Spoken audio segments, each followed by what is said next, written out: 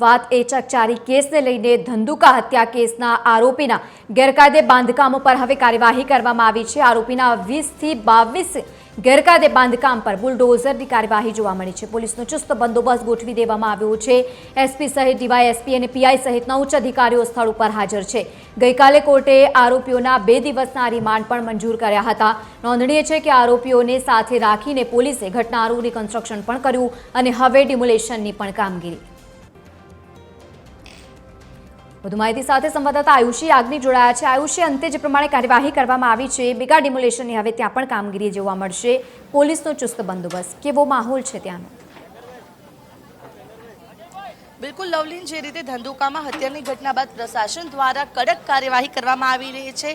ચુસ્ત પોલીસ બંદોબસ્તની સાથે જે અસામાજિક તત્વોના ગેરકાયદે બાંધકામો હતા તેની પર તંત્રનું બુલડોઝર જે છે તે ફરી વળ્યું છે। જોઈ શકાય છે કે આ જે છે અબ્રાહમ નામના જે એક ગુનેગાર છે, ગૌવંશ હત્યા અને સહિતના કેટલાક તસ્કરીના આરોપી જે હતો તેમની સામે આ કાર્યવાહી છે તે કરવામાં આવી છે અને અત્યારે હાલ તેનું જે મિલકત છે તેના ઉપર બુલડોઝર કાર્યવાહી તે અત્યારે કરવામાં આવી છે। સમગ્ર ધંધુકાની અંદર 15 થી પણ વધુ મિલકતો છે, જેમાં રહેણાંક અને કમર્શિયલ એકમો સહિત 15 થી પણ વધુ મિલકતો ઉપર જે તંત્રનું બુલડોઝર જે છે તે અત્યારે હાલ ફરી વળ્યું છે। ચુસ્ત પોલીસ બંદોબસ્ત 400 થી પણ વધુ જે પોલીસનો કાફલો છે અત્યારે હાલ અહીંયા આખા સમગ્ર ધંધુકાનો જે ડિમોલિશનની કામગીરી ચાલી રહી છે ત્યાં અત્યારે ખડકવામાં આવ્યો છે।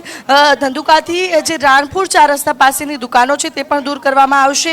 14 જેટલા ગેરકાયદે બાંધકામો છે અને ખાટકીવાડની અંદરના આ દ્રશ્યો છે કે અત્યારે ખાટકીવાડમાં 5 જેટલા જે ગેરકાયદે મકાનો આવેલી છે તેને ડિમોલિશ કરવામાં આવી રહી છે। મહત્વનું છે કે કિશન ભરવાડ હત્યા કેસના આરોપી શબ્બીર ચોપડાના ઘરે પણ ગેરકાયદે વીજ જોડાણ છે તે દૂર કરવામાં આવ્યું હતું। ઇમ્તિયાઝ પઠાણના ઘરે જે ગેરકાયદે વીજ જે છે તે દૂર કરી હતી, વીજ કનેક્શન કટ કરવામાં આવ્યા। અલગ અલગ ફરિયાદો જે નોંધાઈ હતી તેની સામે હવે જે કાર્યવાહી છે તે કડક વધુ બનાવવામાં આવી છે અને પોલીસના આ જે કડક જે બંદોબસ્તની વચ્ચે સમગ્ર કાર્યવાહી છે તે હાથ ધરવામાં આવી છે। પોલીસનો કાફલો પર અત્યારે જોઈ શકાય છે કે આખા જે પોલીસ સામેની અંદર આજે જે ગેરકાયદે બાંધકામો દૂર કરવા માટેના જે લોકેશન ડિટેક્ટ કરવામાં આવ્યા છે તે હાલ આખું પોલીસ છાવણીમાં ફેરવાઈ ગયું હોય તેવી સ્થિતિ છે તે અત્યારે જોવા મળી રહી છે। ઉચ્ચ કક્ષાના પોલીસ અધિકારીઓ છે તે અત્યારે હાલ ઘટના જે જગ્યા પર ડિમોલેશનની કામગીરી છે તે ચાલી રહી છે ત્યાં ઉપસ્થિત છે। જે રીતે અત્યારે જે डीवाईएसपी છે તેમની સાથે પણ વાતચીત કરીશું। मैम, ये जो कार्यवाही है, कितना पुलिस बंदोबस्त है, कितनी एकमों पर बुलडोजर अभी है कि जो कार्यवाही कर आज डिस्ट्रिक्ट एडमिनिस्ट्रेशन द्वारा डिमोलिशन का कामगिरी करने में आया है। उसमें टोटल कुल 400 लोगों का पुलिस बंदोबस्त रखा है। पुलिस बंदोबस्त हमने 2 लेयर में रखा है। एक तकेदारी रूप में एक बंदोबस्त रखा है और दूसरा हमने डिमोलिशन स्पेसिफिक बंदोबस्त भी रखा है और फुट पेट्रोलिंग तथा ड्रोन से पेट्रोलिंग अभी शुरू है पूरे विस्तार की और बाकी प्रिवेंटिव एक्शंस लेने में भी चालू है। ये जो डिमोलिश हो रही है जितनी भी प्रॉपर्टीज़ वो कैसे डिटेक्ट की गई और कितने गुनहगार या असामाजिक तत्व जो थे उनकी ये प्रॉपर्टीज़? इलीगल जो बांधकाम होता है उसकी पूरी प्रोसेस होती है जो डिस्ट्रिक्ट एडमिनिस्ट्रेशन के थ्रू करने में आती है। उसमें chief officer, city surveyor, TDO Shri सबकी एक टीम रहती है जिसमें जो अलग अलग तरीके से अपनी तपास करके इलीगल बांधकाम डिफाइन करते हैं और उन्होंने तपास करके ये इसमें प्रोसेस ख़त्म करी गई है और इसमें आज बंदोबस्त रखा गया है। जो कुछ दिन पहले हत्या की घटना हुई थी उसके बाद प्रशासन कितना कड़क है पूरे विस्तार? जो हत्या की घटना हुई थी उसके बाद पुलिस के द्वारा तमाम तरीके के मेजर्स, प्रिवेंटिव मेजर्स लेने में आ रहे हैं और साथों साथ प्रोएक्टिव मेजर्स भी लेने में आ रहे हैं। इसमें नाइट कोम्बिंग है, पेट्रोलिंग है, शांति समिति की मीटिंग्स है और इन्वेस्टिगेशन भी कायदेसर चालू रखा है। બિલકુલ, એટલે કે જો જે પોલીસ બંદોબસ્ત છે અને હવે કોઈ પણ પ્રકારે કોઈ પણ અનિચ્છનીય બનાવ ન બને તે માટે પહેલેથી જ તંત્ર છે તે અત્યારે હાલ કડક બની ગયું છે। ફૂટ પેટ્રોલિંગ કરવામાં આવી રહ્યું છે।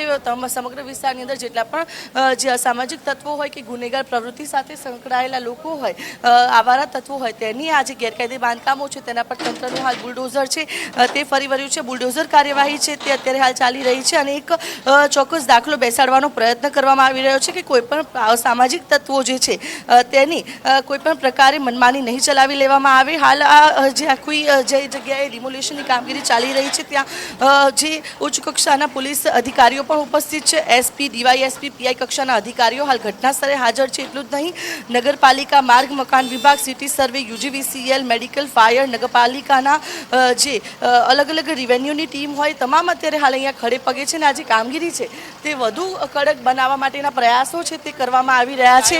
એટલે કે આખું જે ઘટના સર્જાઈ હતી, જે હત્યાની બનાવ સામે આવ્યો હતો, આ પહેલાં કિશન ભરવાડની હત્યાનો જે બનાવ પણ સામે આવ્યો હતો, ત્યારબાદ અત્યારે હાલ વધુ કડક કાર્યવાહી છે તે કરવામાં આવી રહી છે. તમામ ગેરકાયદે મિલકતો પર તંત્રનું જે બુલડોઝર છે તે અત્યારે ફેરવવામાં આવી રહ્યું છે. અને જે રીતે અત્યારે આખો ધંધુકાનું આખો વિસ્તાર, જે જગ્યાએ અલગ અલગ પ્રોપર્ટીઝ ડિટેક્ટ કરવામાં આવી છે ત્યાં પર કાર્યવાહી છે તે વધુ ને વધુ કડક કરી છે. एसडीएम આપણી સાથે છે, તેમની સાથે વાતચીत કરીશું.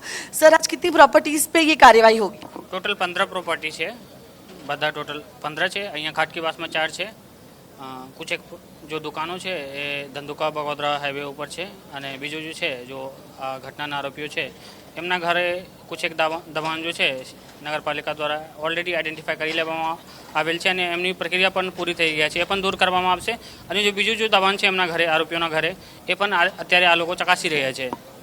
અચ્છા, આ કઈ રીતે પ્રોપર્ટીને ડિટેક્ટ કરવામાં આવી હતી અને કેટલા ગેરકાયદે બાંધકામો આ દૂર કર્યા બાદ પણ ધંધુકામાં જોવા મળી રહ્યા છે?